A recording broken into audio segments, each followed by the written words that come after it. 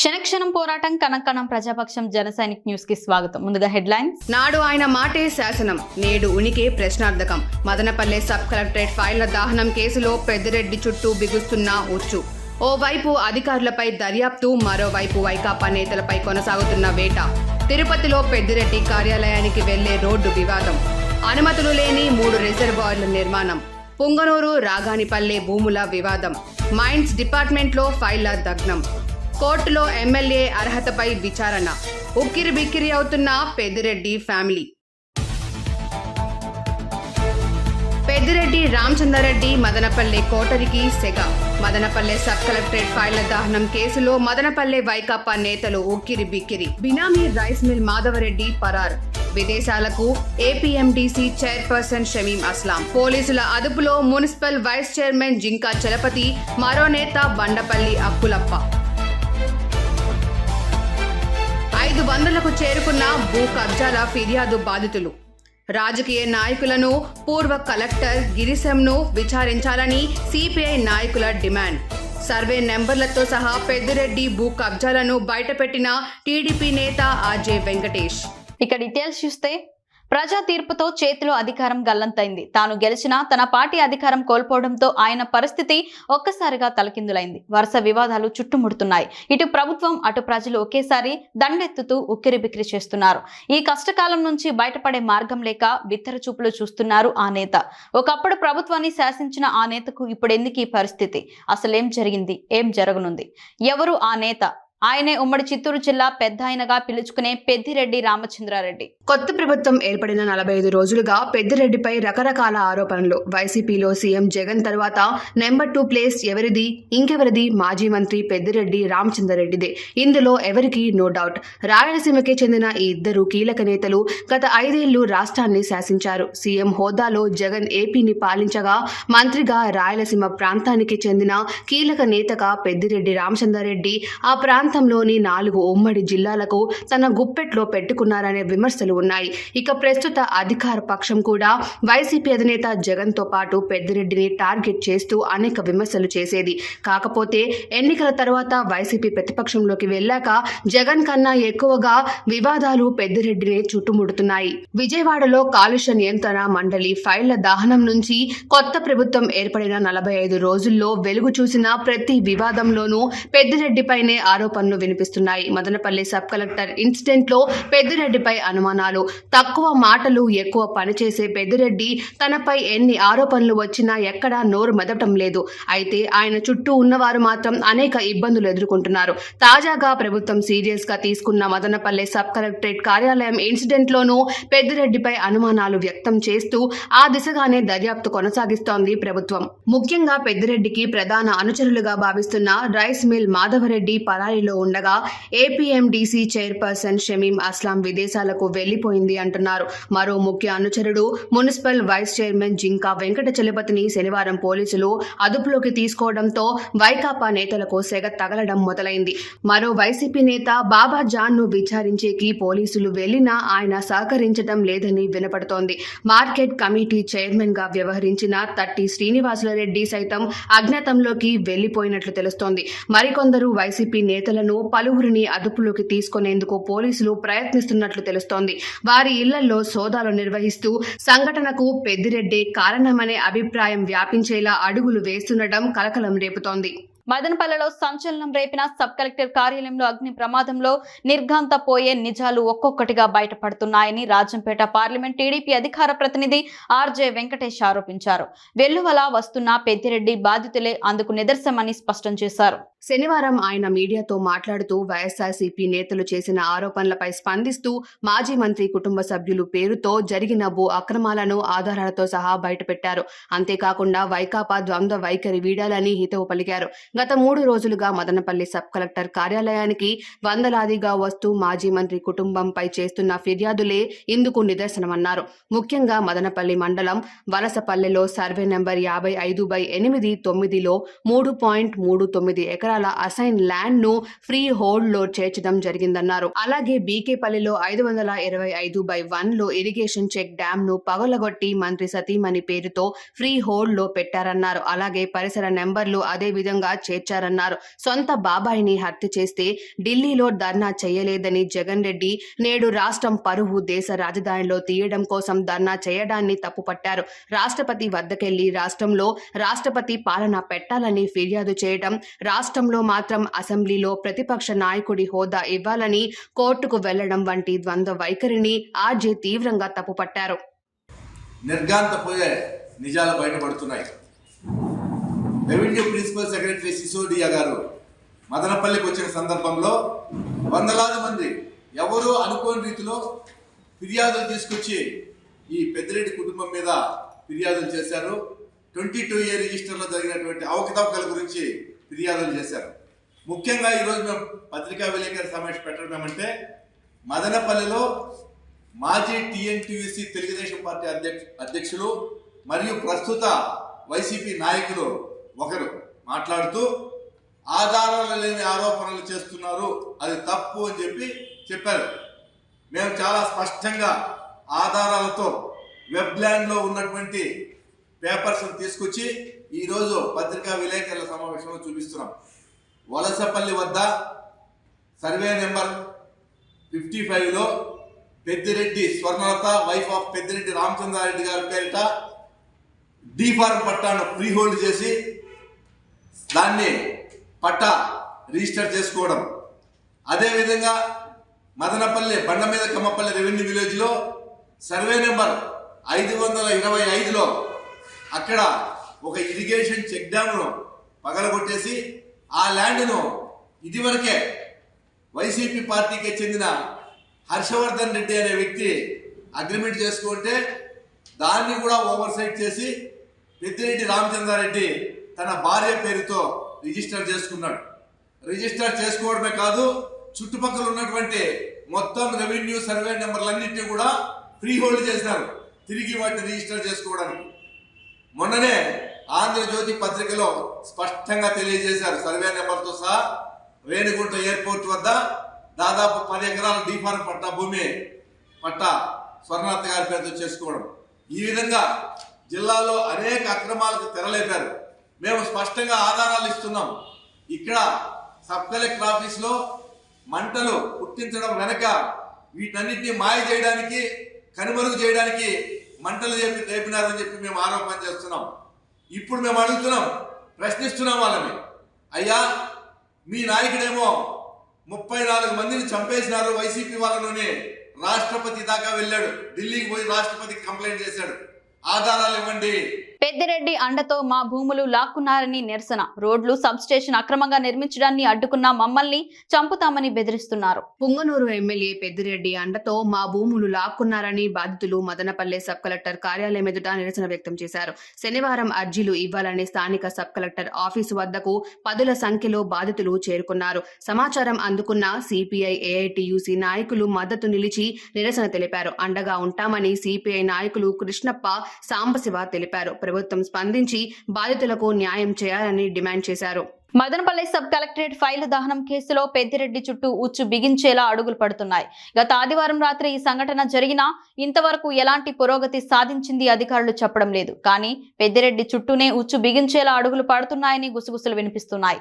ఈ వ్యవహారం ఇలా కొనసాగుతూ ఉండగానే తిరుపతిలో పెద్దిరెడ్డి కార్యాలయానికి వెళ్లే రోడ్డు వివాదం, అనుమతి లేని 3 రిజర్వాయర్ల నిర్మాణం, మైన్స్ డిపార్ట్మెంట్ లో ఫైలు దగ్ధం, ఇలా ప్రతి వివాదము పెద్దిరెడ్డి చుట్టూనే తిరుగుతూ ఉండటం రాజకీయ వర్గాల్లో చర్చనీయాంశం మారింది. పెద్దిరెడ్డిపై ఒకేసారి 300 మంది ఫిర్యాదు. తిరుపతిలో రోడ్డు, మదనపల్లిలోని సబ్ కలెక్టరేట్ కార్యాలయం వంటివి కాదు.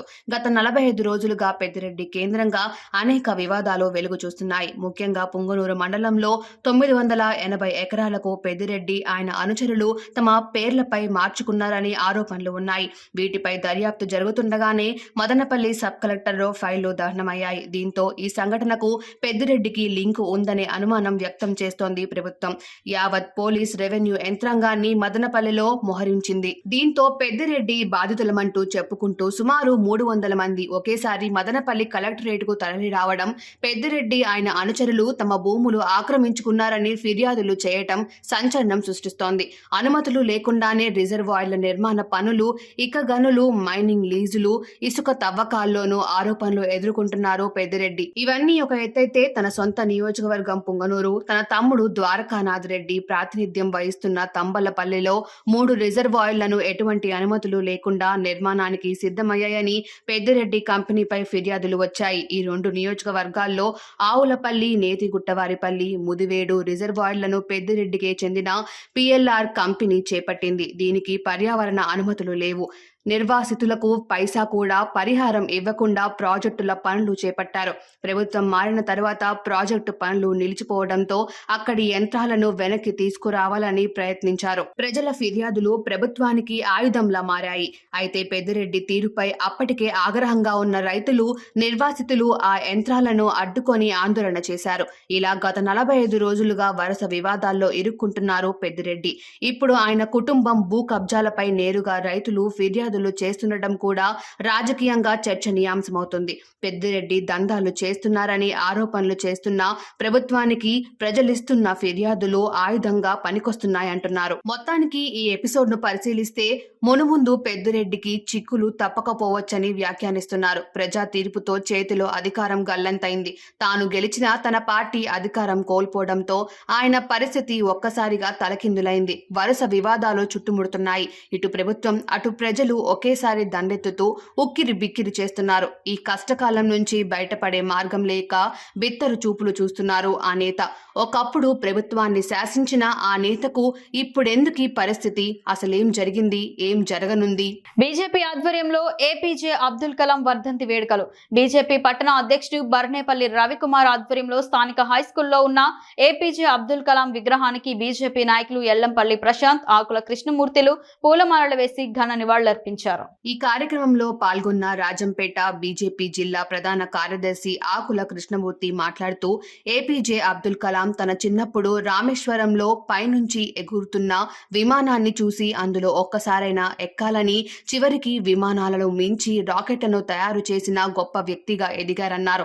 చిన్నప్పుడు తరచూ పాఠశాలకు ఆలస్యంగా వస్తున్నాడని టీచర్ మందలిస్తే తనకు కేవలం ఒకే జత బట్టలు ఉండడం వల్ల ఉతుక్కొని ఆరిన తర్వాత రావాల్సి వస్తుందని, అందుకే ఆలస్యం అవుతుందని కలాం తెలపడంతో ఉపాధ్యాయుడు చలించిపోయాడని, ఆ మహనీయుడి పడిన కష్టాన్ని గుర్తు చేసుకున్నారు. గుండె చికిత్స పొందే పేద రైతుల కోసం తక్కువ ధరలో అబ్దుల్ కలాం పరిశోధనలు చేసి స్టంట్స్ తయారు చేయడం వల్ల పేదలకు గుండె వైద్యం తక్కువ ధరలో అందుబాటులోకి వచ్చిందన్నారు. ఈ సందర్భంగా బీజేపీ రాజంపేట ప్రధాన కార్యదర్శి ప్రశాంత్ మాట్లాడుతూ, కలాం తన జీవితం మొత్తం దేశానికి అంకితం చేశారని తెలిపారు.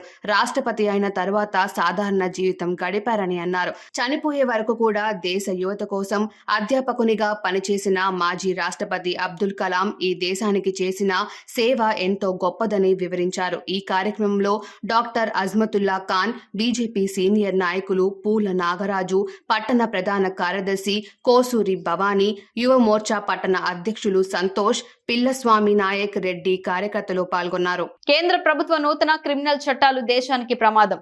ఐలు రాష్ట్ర కోశాధికారి ఎస్ రమేష్ బాబు కొత్త క్రిమినల్ చట్టాలపై మదనపల్లిలోని NGO హోంలో అవగాహన సదస్సు నిర్వహించారు. కేంద్ర ప్రభుత్వం ప్రవేశపెట్టిన కొత్త క్రిమినల్ చట్టాలు ప్రమాదకరంగా ఉన్నాయని అఖిల భారత న్యాయవాదుల సంఘం రాష్ట్ర కోశాధికారి న్యాయవాది ఎస్ రమేష్ బాబు తెలిపారు. కేంద్ర ప్రభుత్వం కొత్తగా తెచ్చిన నూతన క్రిమినల్ చట్టాలపై ఆల్ ఇండియా లాయర్స్ యూనియన్ ప్రజా సంఘాల ఆధ్వర్యంలో శనివారం అన్నమయ్య జిల్లా మదనపల్లి పట్టణం NGO హోంలో అవగాహన సదస్సు నిర్వహించారు. దేశంలో వలస పాలకులు తీసుకొచ్చిన చట్టాలు కొనసాగకుండా వాటి స్థానంలో కొత్త చట్టాలు కేంద్ర ప్రభుత్వం చేసిందన్నారు. కొత్త నేర చట్టాల్లో గొప్పగా మార్పులు చేసిన దాఖలాలు లేవని తెలిపారు. పాత చట్టాలనే పేర్లు మార్చారని, నేడు తీసుకొచ్చిన నూతన నేర చట్టాల్లో కేవలం 10% చట్టాలను మాత్రమే మార్పులు చేశారని వివరించారు. చట్టాలు మారినప్పుడు అవి ప్రజలకు మరింత స్వేచ్ఛ, భయాన్ని తొలగించేలా ఉండాలన్నారు. కేంద్ర ప్రభుత్వం తీసుకొచ్చిన కొత్త చట్టాల్లో అటువంటి ఆనవాళ్లు కనిపించడం లేదని పేర్కొన్నారు. ఈ సమావేశంలో ఆంధ్రప్రదేశ్ వ్యవసాయ కార్మిక సంఘం రాష్ట్ర కార్యదర్శి పి శ్రీనివాసులు, సిఐటియు జిల్లా కోశాధికారి T Hari Sharma, Madanapalle bar association కార్యదర్శి బయ్యారెడ్డి, ఐలు జిల్లా నాయకులు కె సోమశేఖర్, అఖిల భారత ప్రజాతంత్ర మహిళా సంఘం జిల్లా కన్వీనర్ ఎం భాగ్యములు ప్రసంగించారు. ఈరోజు ఆల్ ఇండియా లాయర్స్ యూనియన్ ఆధ్వర్యంలో న్యాయవాదులకు, వివిధ ప్రజా సంఘాల కార్యకర్తలకు, ప్రజలకు నూతనంగా కేంద్ర ప్రభుత్వం అమలు చేస్తున్నటువంటి క్రిమినల్ చట్టాలపైన అవగాహన సదస్సు నిర్వహించడం జరిగింది. ఈ సదస్సులో ఈ చట్టాల వల్ల జరిగేటువంటి దుష్పరిణామాల్ని, ప్రజల హక్కుల్ని ఏ విధంగా ఈ చట్టాలు హరిస్తున్నాయనే విషయాన్ని విశదీకరించడం జరిగింది. ఈ చట్టాలు నూతనంగా కేంద్ర ప్రభుత్వం తీసుకొచ్చినటువంటి చట్టాలు, ఏకపక్షంగా తీసుకొచ్చినటువంటి అనాలోచితమైన చట్టాలు. ఇవి ప్రజలకు రాజ్యాంగం కల్పిస్తున్నటువంటి ప్రజాస్వామ్య హక్కులను హరించే విధంగా ఉన్నాయి. ఎవరితో కూడా చర్చ జరపకుండా పార్లమెంట్లో 142 మంది ఎంపీల్ని పార్లమెంట్ నుంచి గెంటివేసి ఎటువంటి ప్రజాస్వామిక చర్చ లేకుండా ఈ చట్టాలని పార్లమెంట్లో ఆమోదించడం జరిగింది. వీటిని అనేక మంది స్కాలర్స్, న్యాయవాదులు, బార్ కౌన్సిల్ ఆఫ్ ఇండియా, వివిధ రాష్ట్రాల బార్ కౌన్సిల్స్, న్యాయ నిపుణులు వ్యతిరేకిస్తున్నప్పటికీ ప్రభుత్వం మొండిగా వీటిని అమలు చేస్తూ ఉన్నది. అనేక విషయాల్లో క్లారిటీ రావాల్సి ఉన్నది. ప్రజల యొక్క హక్కుల్ని భంగపరిచే విధంగా న్యాయశాఖ యొక్క అధికారాలను కుదిస్తూ, పోలీసు అధికారాలను పెంచుతూ చాలా సబ్ కలెక్టర్ కార్యాలయంలో రికార్డుల దగ్ధం చేసిన నిందితులను అరెస్ట్ చేయాలి. రాజకీయాలకు అతీతంగా దర్యాప్తు జరపాలి. నిందితులను అరెస్ట్ చేయాలి. సర్దుబాట్ల కోసం రెడ్ బుక్ లో పేజీలు చింపొద్దండి. దర్యాప్తు అధికారులపైనే కాదు, రాజకీయ నాయకులపైన కూడా చేయాలి. అన్నమయ్య జిల్లా పూర్వపు కలెక్టర్ గిరిసం పైన విచారణ జరపాలంటూ సిపిఐ రాష్ట్ర కార్యదర్శి వర్గ సభ్యులు ఈశ్వరయ్య డిమాండ్ చేశారు. మదనపల్లి సబ్ కలెక్టర్ కార్యాలయంలో ప్రభుత్వ రికార్డులను దగ్ధం చేసిన వారిపై కఠిన చర్యలు తీసుకోవాలని సిపిఐ ఆధ్వర్యంలో సబ్ కలెక్టర్ కార్యాలయం ముందు నిరసన తెలిపిన సిపిఐ నాయకులు. ఈ సందర్భంగా ఈశ్వరయ్య మాట్లాడుతూ మదనపల్లి రెవెన్యూ డివిజన్ పరిధిలో రెవెన్యూ అధికారులు, భూ కబ్జాదారులు కలిసి రాజకీయ అండదండలతో 1000 ఎకరాలకు పైగా ప్రభుత్వ భూములు, వాగులు, వంకలో చెరువులు కబ్జాలు చేశారని, వాటి ఫేక్ రికార్డులను సృష్టించి 22 రికార్డుల గోల్మాల్ చేశారని, ఈ నేపథ్యంలోనే మీరు ప్రభుత్వ రికార్డులను పూర్తిగా దగ్ధం చేశారన్నారు. ఈ సంఘటన జరిగి వారం రోజులు గడుస్తున్న దర్యాప్తు మందకొడిగా జరుగుతుందని, ఈ సంఘటన వెనుక ఏ రాజకీయ పార్టీ నాయకులు ఉన్నా పార్టీలకు అతీతంగా దర్యాప్తు చేసి అరెస్టు చేయాలని డిమాండ్ చేశారు. ఈ కార్యక్రమంలో సిపిఐ జిల్లా కార్యవర్గ సభ్యులు కృష్ణప్ప, సాంబశివ, మదనపల్లి నియోజకవర్గ కార్యదర్శి కె మురళీ మాధవ్ రెడ్డి, తిరుమల, కమలాకర్, శ్రీనాథ్, రాహుల్ రెడ్డి తదితరులు పాల్గొన్నారు. కలెక్టర్ కార్యాలయంలో ఉన్నటువంటి ఫైల్ అన్నిటిని కూడా దగ్ధం చేసి వారం రోజులు గడుస్తూ ఉన్నది. ఇది కుట్రపూరితంగానే, ఉద్దేశపూర్వకంగానే తప్పులను దాయాలనేటువంటి ఉద్దేశంతోనే ఆర్టీఓ స్థాయి అధికారులు, అదేవిధంగా రాజకీయ నాయకుల యొక్క ప్రమేయంతో ఈ ఫైళ్లు దగ్ధమయ్యని చెప్పేసి జిల్లా ప్రజానికానికి, రాష్ట్ర ప్రజానికానికి కూడా పూర్తిగా అర్థమైనటువంటి విషయం. అయినప్పటికీ కూడా వారం రోజులు అవుతా ఉన్నా ఇంతవరకు ఎలాంటి చర్యలు తీసుకొని వారిని అరెస్ట్ చేయడంలో ఇంకా అలసత్వం అనేటువంటిది కొనసాగుతా ఉంది. తక్షణం దీనిపైన అరెస్టు చేసి వారిని దోషులను శిక్షించాలని చెప్పేసి మేము కోరుతా ఉన్నాం. అధికారులు మాత్రమే శిక్షిస్తాం, మేము అంతవరకే మా చేత అవుతుందనేటువంటి పద్ధతిలో రాజకీయ వ్యవస్థ పనిచేస్తే కరెక్ట్ కాదు. ఇందులో ఉన్నటువంటి రాజకీయ పాత్రదారులు వాళ్ళు ఎవరున్నా సరే, వారిని ఏ స్థాయిలో ఉన్నా సరే, ఏ పార్టీకి సంబంధించిన వారైనా సరే వారిని శిక్షించాలని చెప్పేసి భారత కమ్యూనిస్ట్ పార్టీ సిపిఐగా మేము డిమాండ్ చేస్తా ఉన్నాం. అదేవిధంగా ఈరోజు రాష్ట్ర వ్యాప్తంగా మదనపల్లి సబ్ కలెక్టర్ కార్యాలయంలో జరిగినటువంటి ఈ యొక్క ఘటన సంచలనం రేపినటువంటి పరిస్థితి కూడా కనిపిస్తా ఉంది. మరి ఇందులో రాష్ట్ర ప్రభుత్వానికి కూడా మేము విజ్ఞప్తి చేస్తా ఉన్నాం. రెడ్ బుక్ ఒకటి రాసుకున్నాం అని చెప్పేసి ప్రకటించారు. మేము కోరుతా ఉన్నాం, రెడ్ బుక్ లో పేజీలు మాత్రం దయచేసి చింతమాకండి. అది ఏ పార్టీకి సంబంధించిన వాళ్ళైనా సరే చింతద్దు. మీ దగ్గరికి వచ్చి శరణు కోరితే రకరకాల పద్ధతిలో ఇవన్నీ రాజీలు అయిపోతాయని చెప్పేసి ప్రజలు ఇప్పటికే చర్చించుకున్నటువంటి నేపథ్యం ఇక్కడ కొనసాగుతా ఉంది. కాబట్టి దీనిపైన తక్షణం చర్యలు తీసుకోవాలని చెప్పేసి మేము సిపిఐగా డిమాండ్ చేస్తున్నాం. మొట్టమొదటిసారి వార్తలు ముగించే ముందు హెడ్లైన్స్ మరోసారి. నాడు ఆయన మాటే శాసనం, నేడు ఉనికే ప్రశ్నార్థకం. మదనపల్లె సబ్ కలెక్టరేట్ ఫైళ్ల దహనం కేసులో పెద్దిరెడ్డి చుట్టూ బిగుస్తున్న ఉచ్చు. ఓవైపు అధికారులపై దర్యాప్తు, మరోవైపు వైకాపా నేతలపై కొనసాగుతున్న వేట. తిరుపతిలో పెద్దిరెడ్డి కార్యాలయానికి వెళ్లే రోడ్డు వివాదం. అనుమతులు లేని 3 రిజర్వాయర్ల నిర్మాణం. పుంగనూరు రాగానిపల్లె భూముల వివాదం. మైన్స్ డిపార్ట్మెంట్లో ఫైళ్ల దగ్నం. కోర్టులో ఎమ్మెల్యే అర్హతపై విచారణ. ఉక్కిరి బిక్కిరి అవుతున్న పెద్దిరెడ్డి ఫ్యామిలీ. పెద్దిరెడ్డి రామచంద్రారెడ్డి మదనపల్లె కోటరికి సెగ. మదనపల్లె సబ్ కలెక్టరేట్ ఫైళ్ల దహనం కేసులో మదనపల్లె వైకాపా నేతలు ఉక్కిరి బిక్కిరి. బినామీ రైస్ మిల్ మాధవరెడ్డి పరార్. విదేశాలకు ఏపీఎండీసీ చైర్పర్సన్ షమీం అస్లాం. పోలీసుల అదుపులో municipal vice chairman Jinka Chalapathi. మరో నేత బండపల్లి అక్కులప్ప. 500లకు చేరుకున్న భూ కబ్జాల ఫిర్యాదు బాధితులు. రాజకీయ నాయకులను, పూర్వ కలెక్టర్ గిరిశంను విచారించాలని సిపిఐ నాయకుల డిమాండ్. సర్వే నెంబర్లతో సహా పెద్దిరెడ్డి భూ కబ్జాలను బయటపెట్టిన టీడీపీ నేత ఆర్జే వెంకటేష్. క్షణక్షణం పోరాటం, కణం ప్రజాపక్షం. జన సైనిక్ న్యూస్ ఇంతటితో సమాప్తం. తిరిగి రేపటి బులెటిన్లో మళ్ళీ కలుసుకుందాం. అంతవరకు సెలవు, నమస్కారం.